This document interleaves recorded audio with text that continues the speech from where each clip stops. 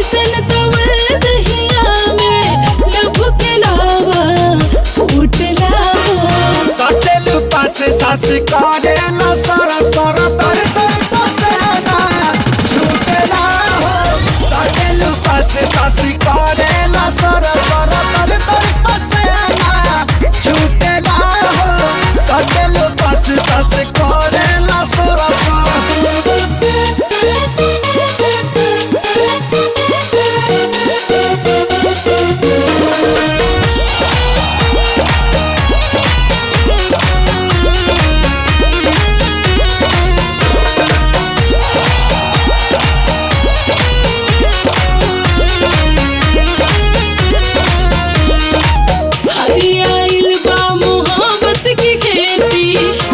पटवले झुरा जाई पानी पीरतिया के पाए जवानी तेरा जजी हरिहरा जाई। लभके चलई मरी तरानी कुछ दिन दिया दिल जानी घोटे घोटे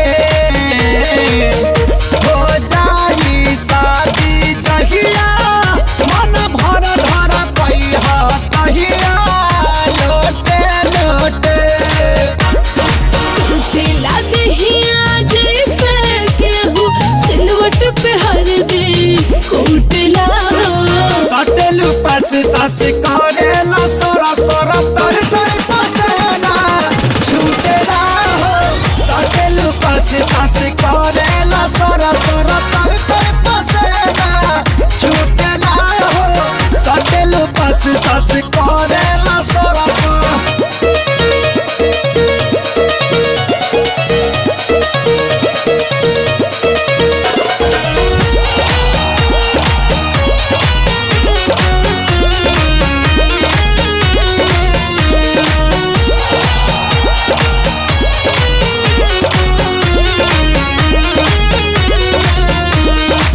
प्रेम के हम पर छावन करेगा उपछावन तोहरा बारेला पूरा दुनिया बहे में डूबल मनवा तोहर न करेला।